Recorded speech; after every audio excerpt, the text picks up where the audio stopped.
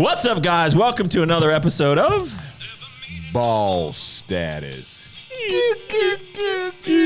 That's right. This is the podcast where we talk about the business of health and the health of business. Man, there's just a lot of meat up in here today. We got the cuck. We got the van man. We got the meat and we got the rev. What's up? We are just on point today because this is a big podcast. This is kind of a spur of the moment. We're like, hey, we got a podcast about that. So you guys you've heard the slogans about drugs, just say no. Well, this podcast is just say yes. Not to drugs. Not to drugs. Just yes. Just yes. Just yes. Or to unsolicited sexual content or activity. Yes. All of that. This is just say yes. So we will get into it in a minute and kind of explain that. Today, we are drinking, well, meat is loyal with the Patriot Punch. Mr. Dodger was on the road. He picked up some of these slim monsters. Man, the white monster is like the GOAT, but these two are coming up strong. I did the reviews of those. They're awesome. I guess the Rev got the reject today. Have you ever had that one? Mm-mm. It's watermelon. Man, I'm older than y'all. It's like a real I'm worried about a heart attack. These are like baby energy drinks. 110. Mine's 105. So as you're watching, if the Rev starts sweating, you just know. Oh, this isn't an LFG. You're good. Oh, it's not an LFG? No. LFG, I'm like a I'll be puddle of good. sweat over here. So is White Monster, does it have grapefruit in it? Mm-hmm. I feel like it's a grapefruit soda. That's real nice. Well, how's that? Oh, it's like a Jolly Rancher. Yeah. It's I like sweet. that. Like it's I'm not Sweet a like huge. me. Yeah, exactly. Just like you. That was weird. So last week, so Thursday and Friday. So it is Monday, August 7th, and Cody will have this up by Wednesday, August 9th. Who's Cody?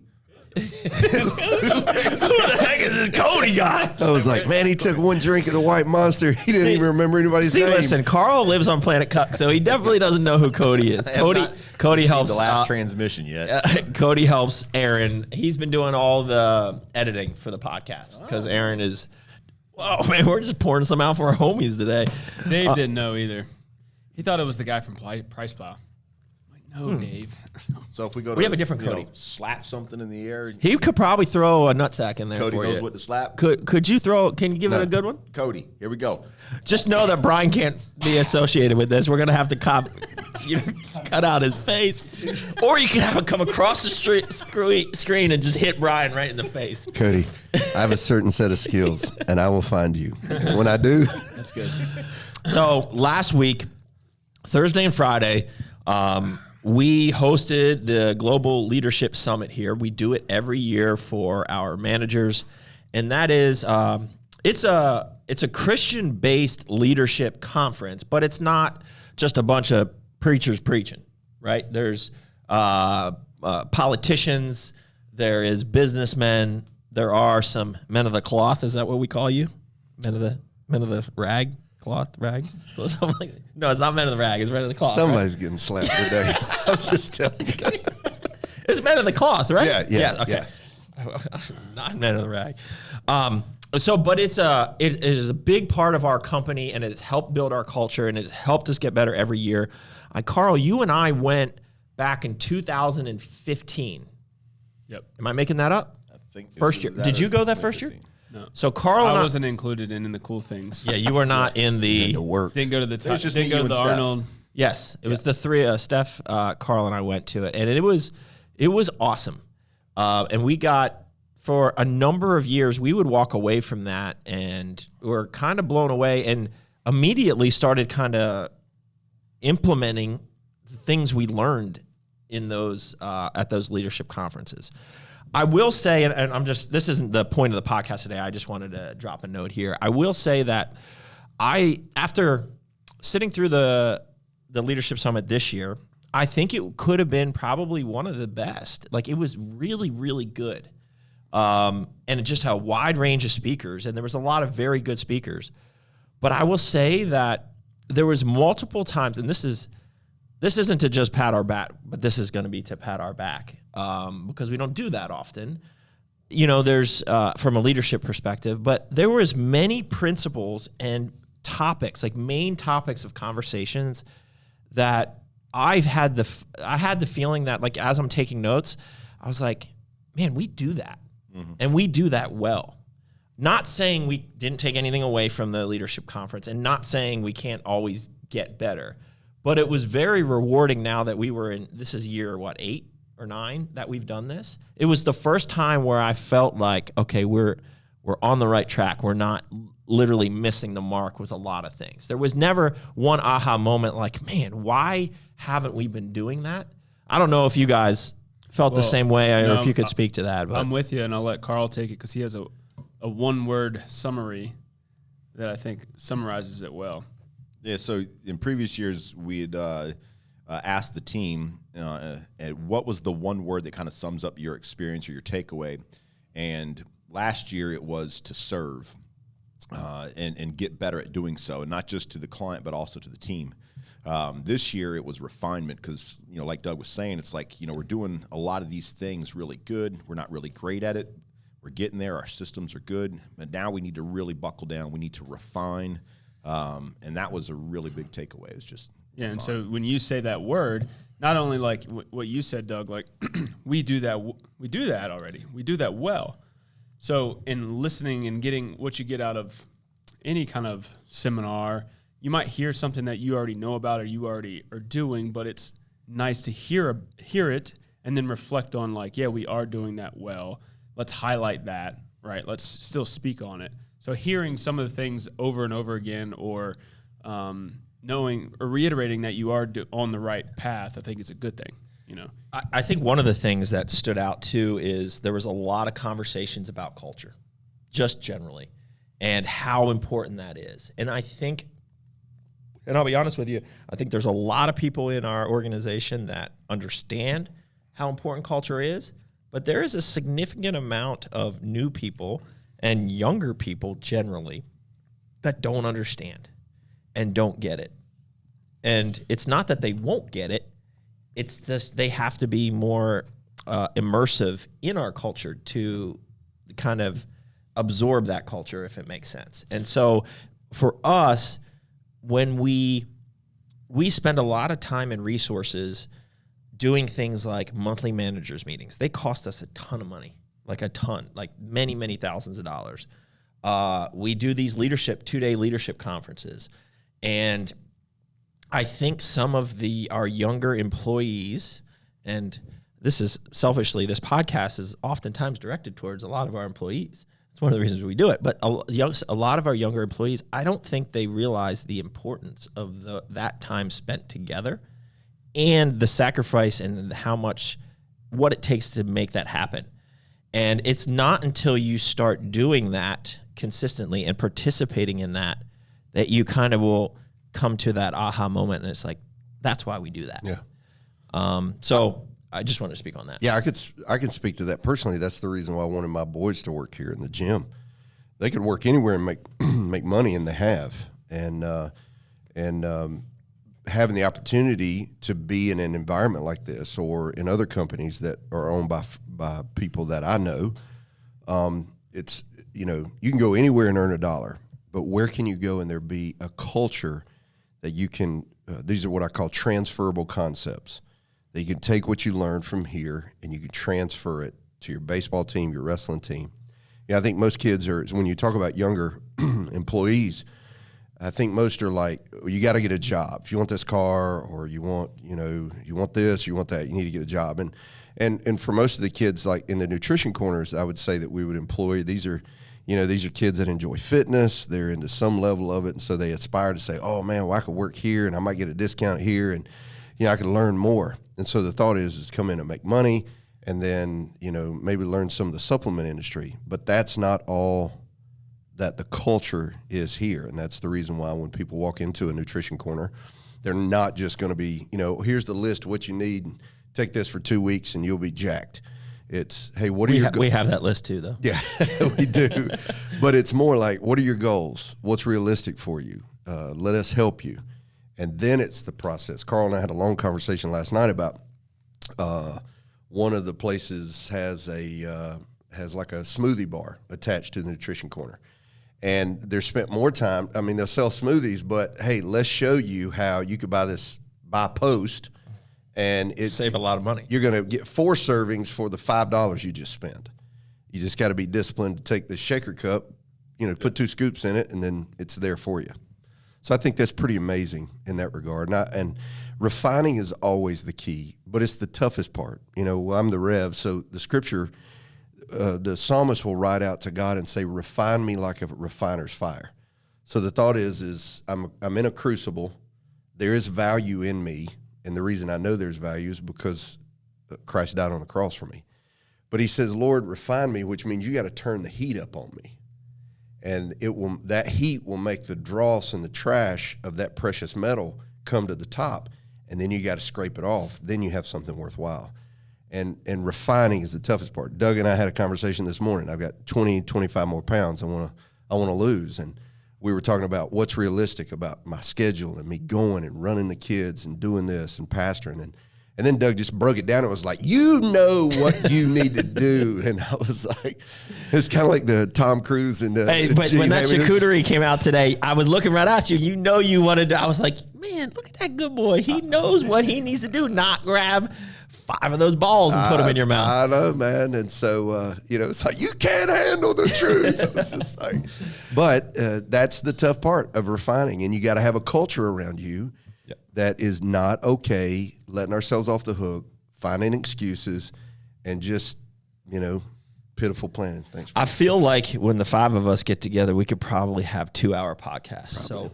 So, last call. Do you guys have anything else you want to add to the leadership conference before we actually get into Just Say Yes?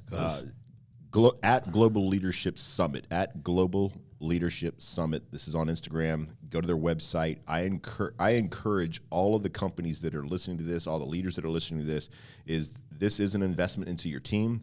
A big part of the leadership that was said over and over, it's Craig's, is that when everyone gets better when the leader gets better. And so if you really want to run a company, it's not about you, it's about your people. And your leadership needs to grow. Their leadership needs to grow. And this is a great investment that's really, really worked for us. You know what would be cool one day, and maybe we can't do it until we get into our bigger facility, is how about we truly become a host site, not just for internally, but we actually will host and invite vendors. I mean, the tickets are, multiple hundreds of dollars per person, but we could do it and open it up and invite key vendors and customers and clients and all that. So we're going to have an auditorium over there? Well, I guess we are now. Well, we got chapel every Tuesday with me. Yeah. Yeah. I mean, so you could do it, and we could rent out the Beulah. Yeah, we could. I mean, seriously, we could do that at Beulah. It'd be awesome. But then we could also build the camaraderie stuff that we do around it. We're going to do something physical together, obviously training or something. We're going to welcome them to the we can't do weirdness on the campus at Beulah, though. Yeah, definitely so.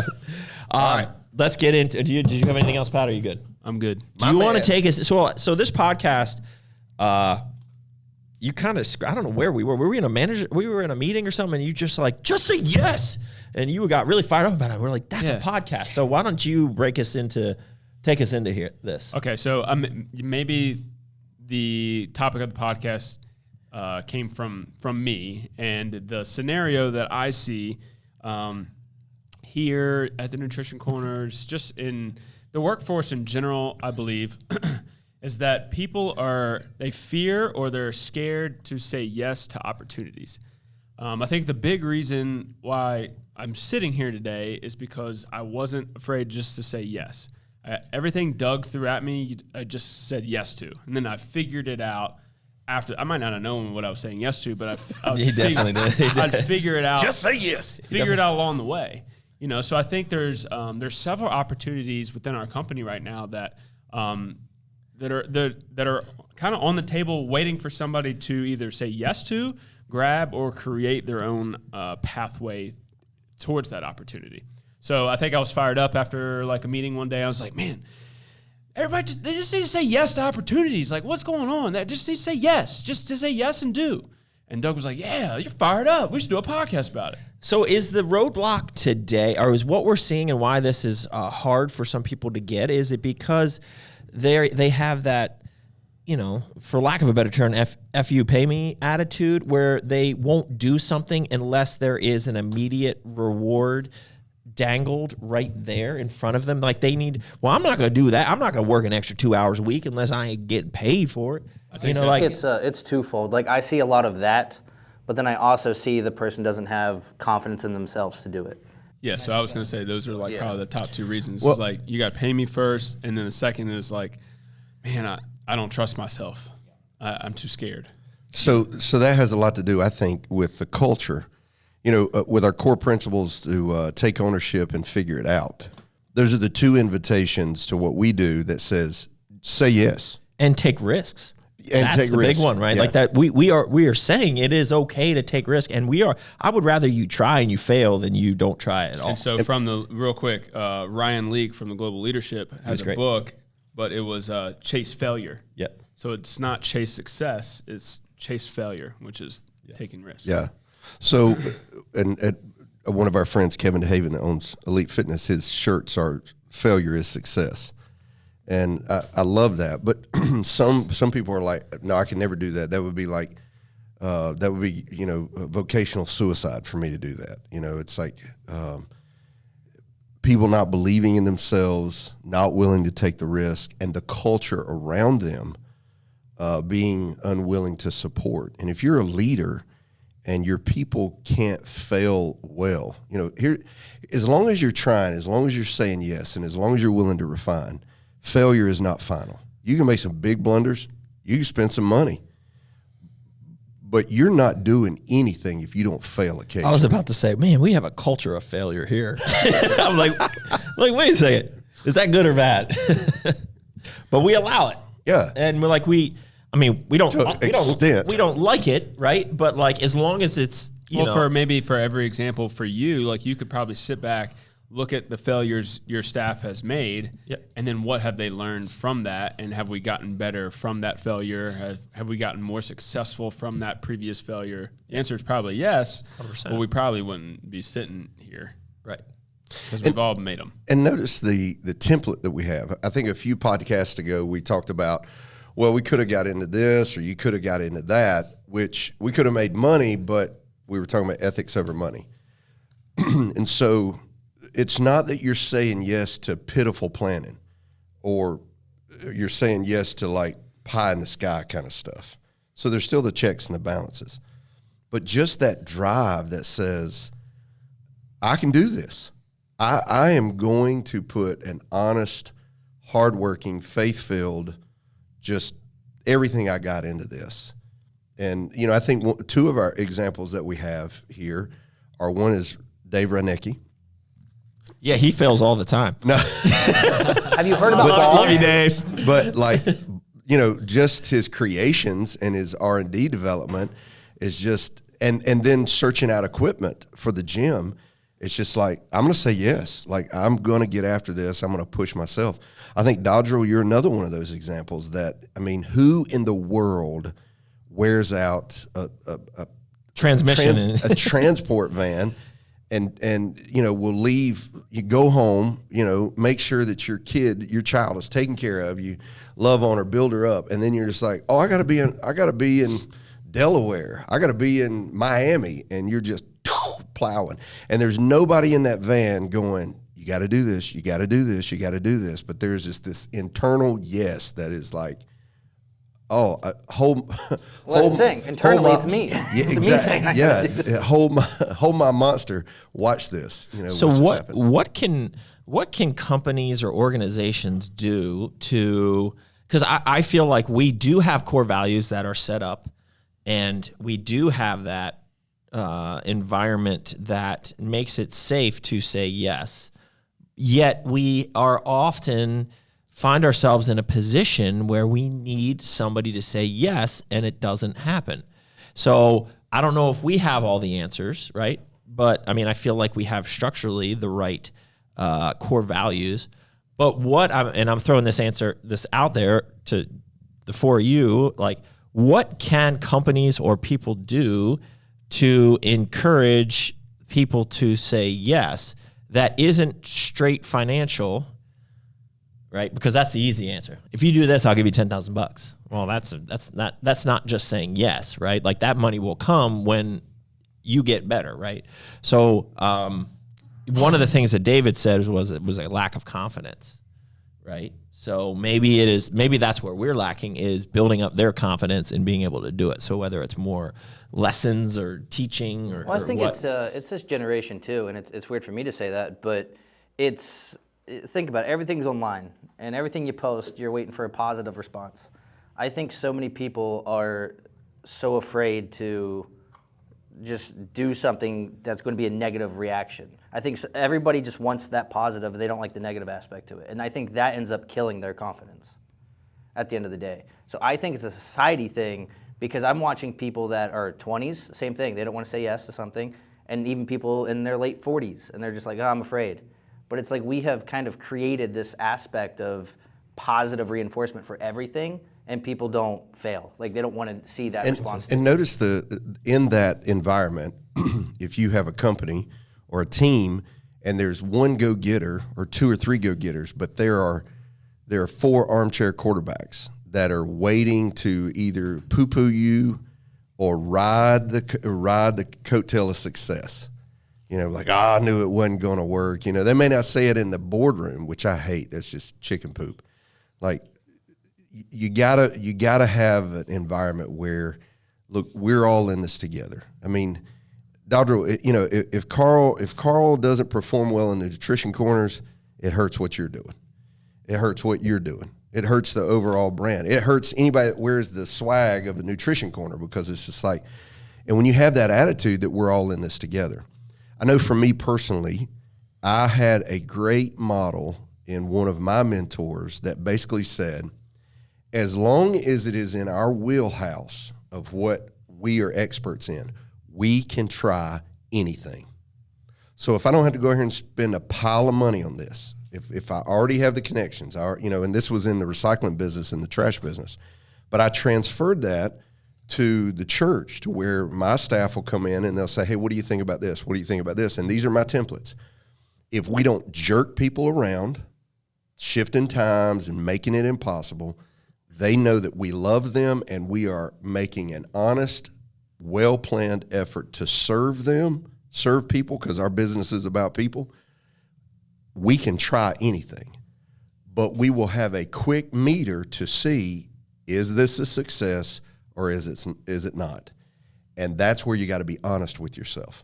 And when we come to the honest moment, don't get your feelings hurt if I critique it or somebody on the team critiques it, because we said we could try anything. And what I'm watching with my team is creativity that surprises me, and it frees me so that I can stay in my lane of vision and community and being the hard charger out front. And now they're catching some of that. And I think one of the other things, and again, it does go back to financial. I don't know who I was talking to earlier today, but I was saying that, when I worked at Bates White, which was a consulting firm for 12 years, I was there as a startup, and then now it's, yeah, it was you. Yeah.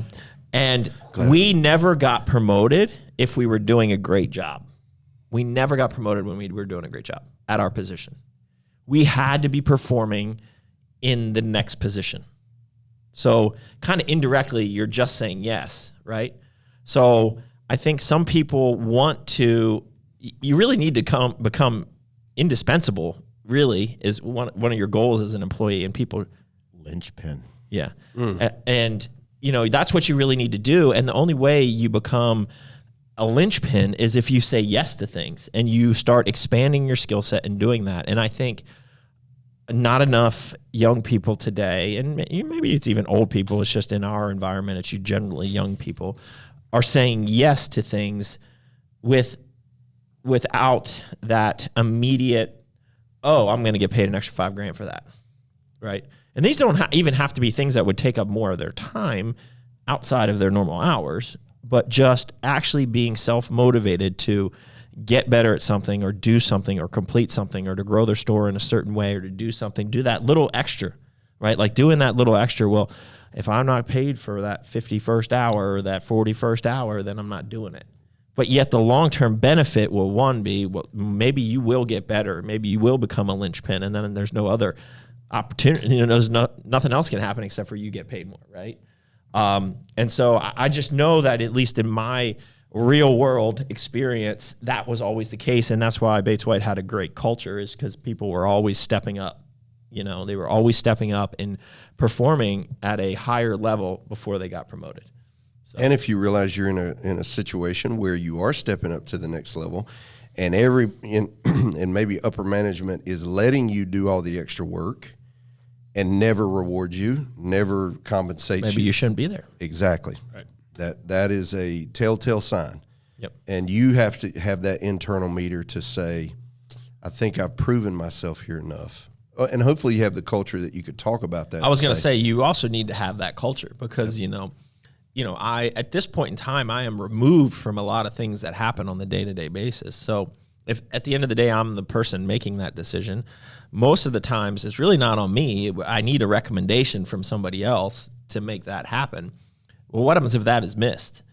You know, so like they need to be comfortable at least talking to their immediate senior or coming to me. Like I'll get texts from some employees that they're like, "Hey, I got your phone number from Chuck," calling out Chuck. "I hope you don't mind me texting." And I never mind, right? I'll usually immediately call you within the 15 minutes. So I think that's cool that people can at least, you know, they should feel comfortable talking to me about whatever. So I think that is part of the answer to what you were asking. I think what Craig went over is trust, right? So transparency, empathy, and consistency equals trust. So continuing to work on that triangle of leadership to, you know, allow that your staff and the people, the culture can trust you or us so that way they're more willing to maybe take that risk, right? Is that they have to trust that if they do fall, they fall forward, right? Right.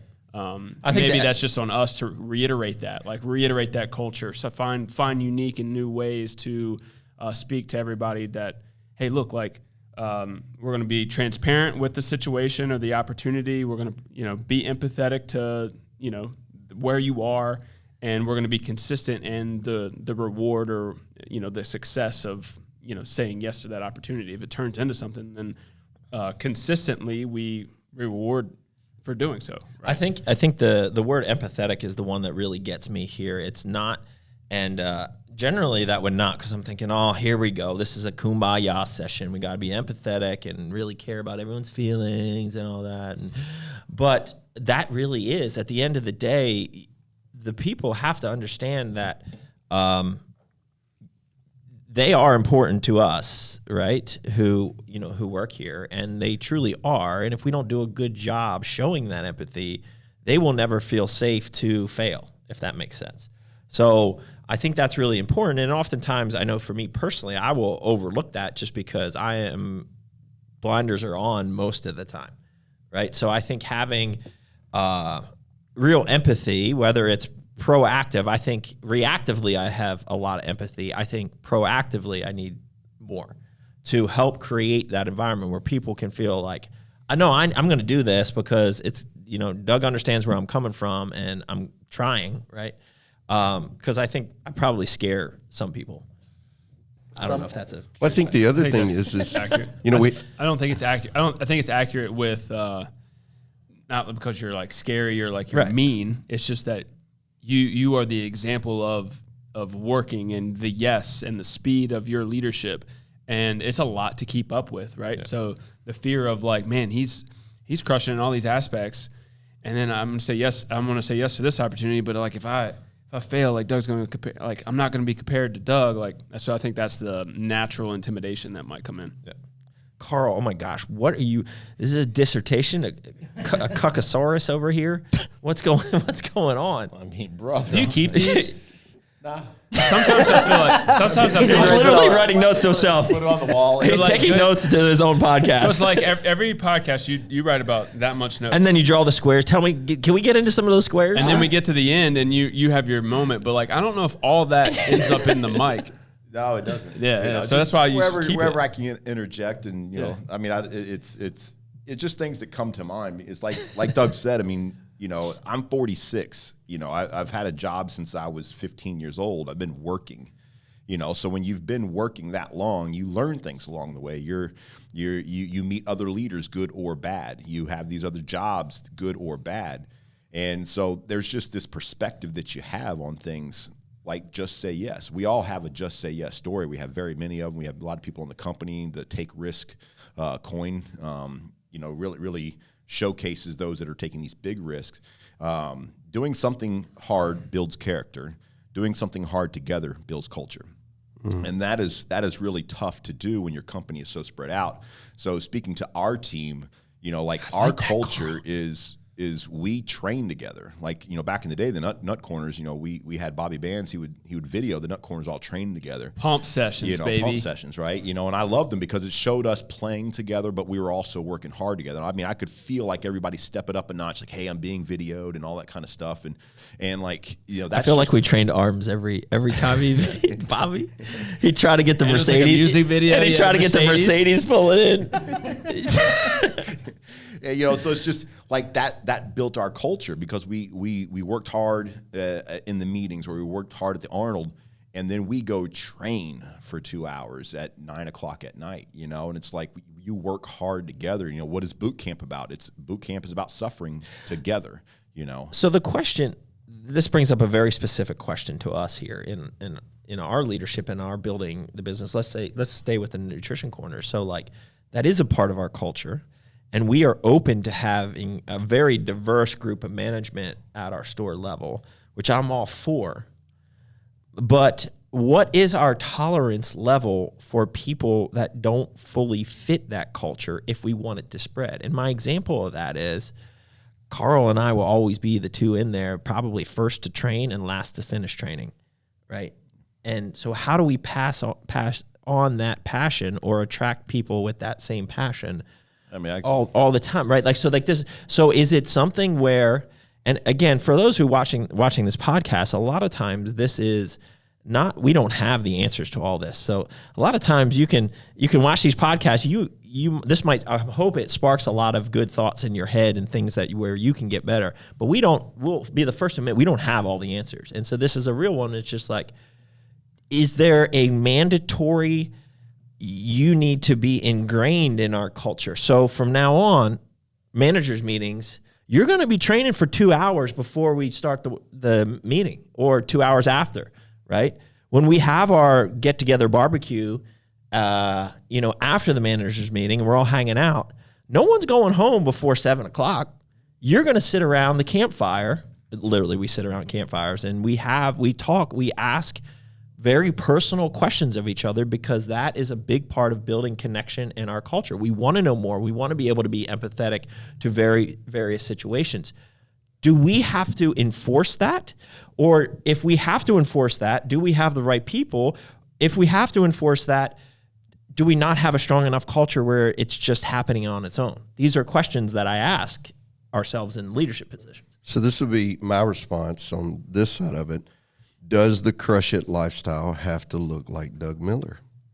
Does the Crush It lifestyle have to look like, Carl or Dodrell or, Patrick, you've changed up your stuff. And just because of life situations for me, wanting to spend time with my wife and train with her, I'm not here a lot of times at 9 a.m. in the morning, or 8 a.m. in the morning. And but that person is still crushing it. Exactly. So that is it. We don't care if you're a bodybuilder or a power lifter or whatever. I think for us in our culture, what we want is a passion for personal excellence and getting better. If somebody doesn't have that mission for themselves, how can they help somebody else or inspire somebody else to have that mission? And it's not just about the gym, but I honestly feel that physical fitness is a great starting point for everything else. If you can't take care of yourself, how can you really, really take care of other people? And and you have stories of this where at certain points in time you were so busy taking care of everyone else that you couldn't take care of yourself. Yeah. But how much more effective are you now that you do take care of yourself, helping other people? Right. And that's where I would go back to like some of Pat's notes, or if you're going to say yes to the right stuff. You know, say yes to the full orb picture, not just some half-cocked idea that, 10, 15, 20 years down the road, you go, well, dang, I've taken care of everybody else.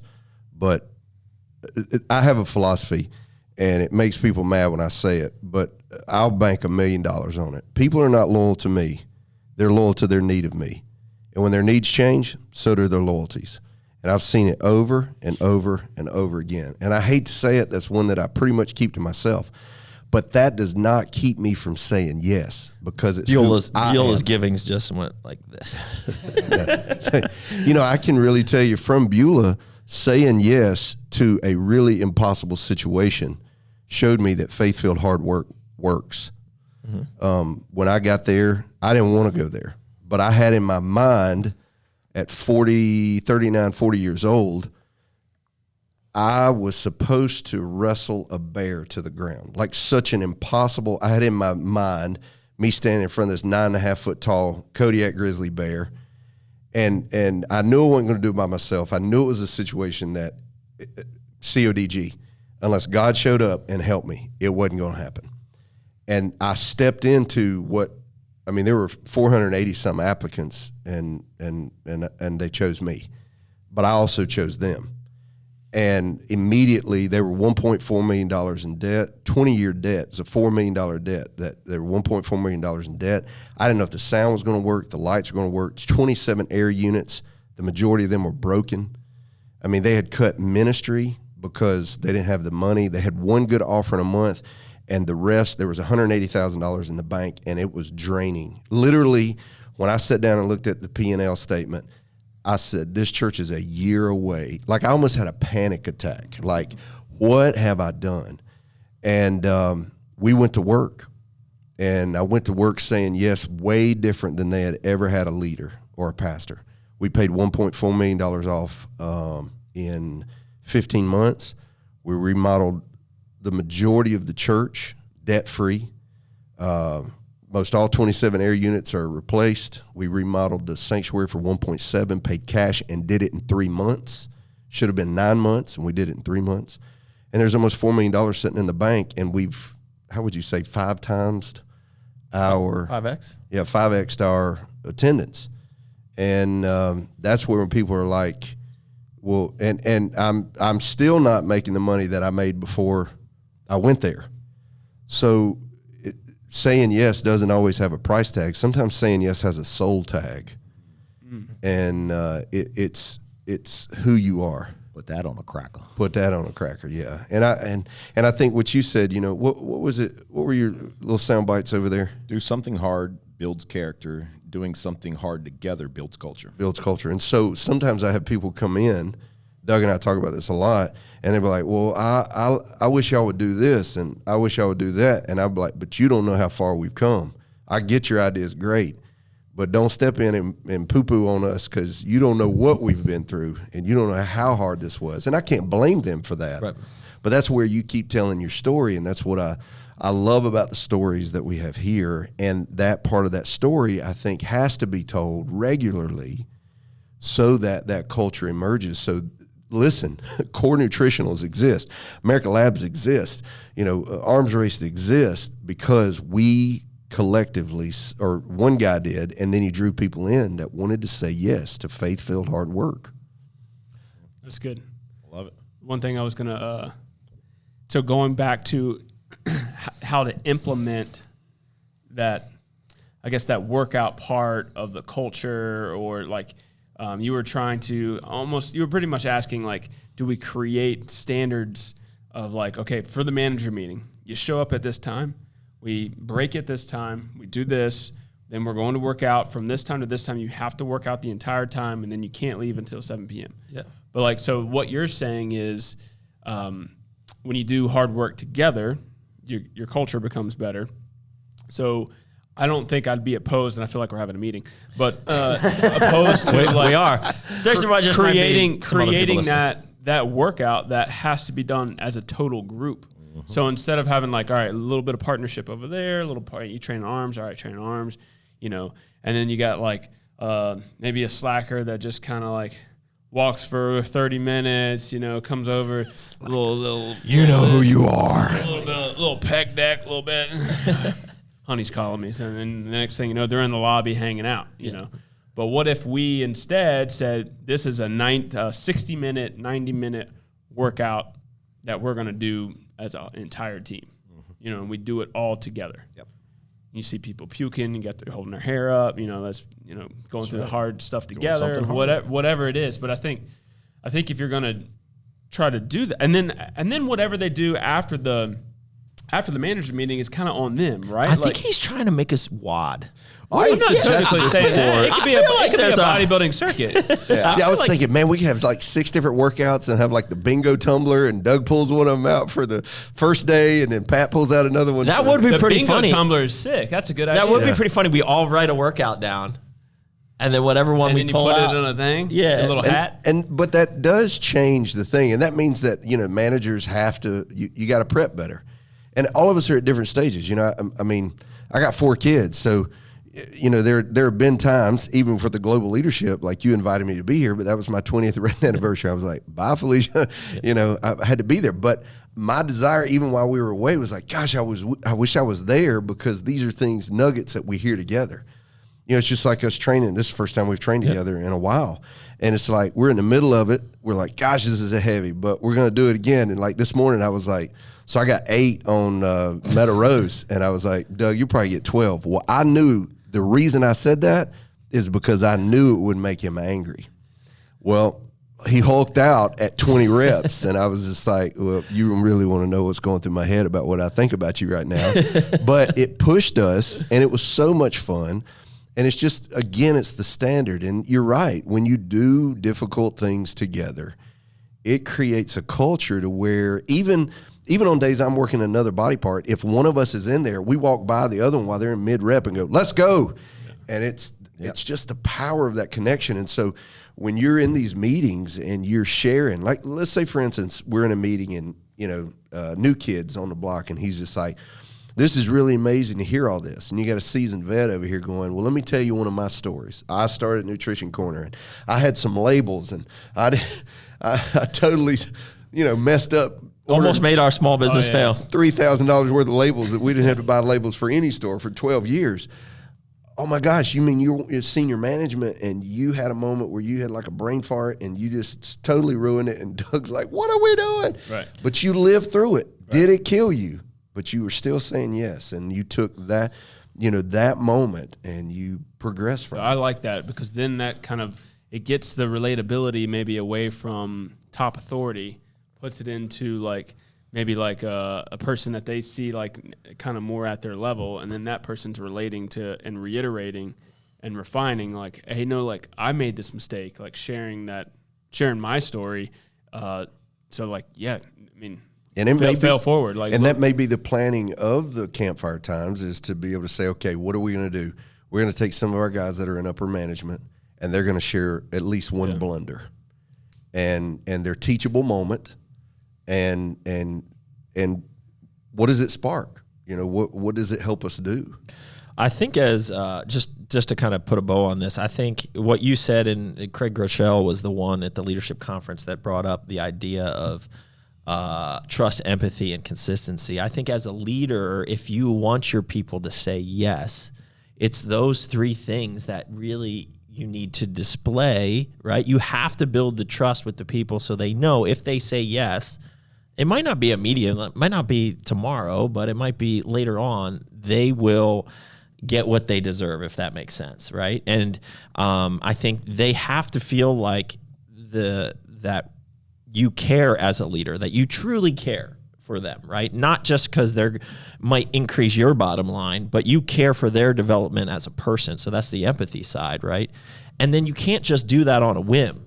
You have to do that day in and day out consistently, so that there is this environment where they feel it is safe to say yes, or not even just safe to say yes, but it is they want to say yes to you, right? They want to feel that way. And you know, for those listening that work here, it's just like we do mess up all the time, and we'd rather you try and fail than to try than not try at all, right? Like think out of the box. Stay within your wheelhouse, right? Maybe stretch yourself. Don't do anything stupid, but push yourself to get better so that the company gets better. And when the company gets better, at the end of the day, it's going to come back to you. And I think just there's more people that need to take a step in faith to say yes to opportunities and not be afraid to fail. And, it's just too much. It's too much. You won't know it's too much until you try. Right. And I've seen a lot recently of people just not pushing themselves where they need to be. So for those who aren't necessarily in their own leadership position or they have the opportunity to say yes, I would just tell them to say yes.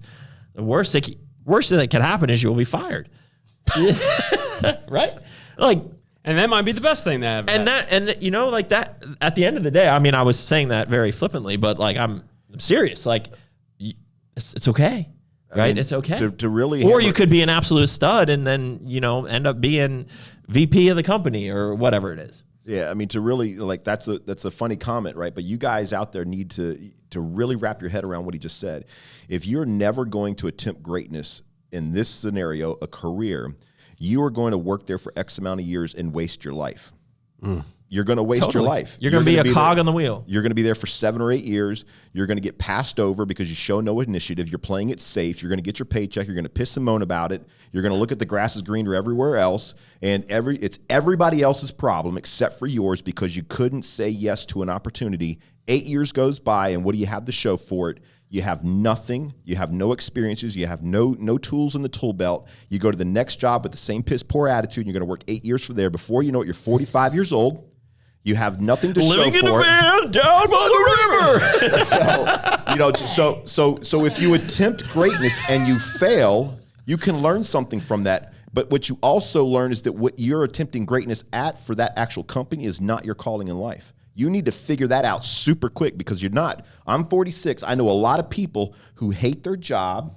They've done it for 40, 50, 60 hours a week for 20 years. And what do they have to show for it? Right? It's sad. That's absolutely sad. It's pathetic. And it's all your fault. It's 100% your fault. And I can't, when you say that, I can't help but think, but what if it's not just a company? What if it's, what if you're dating? Yeah. What if you've been married for 10 or 12, or 2 years? If you got kids, if you got an opportunity to serve in a community, it may be a nonprofit. And the only thing that's keeping you from saying yes are the things that we've laid out. It's too much.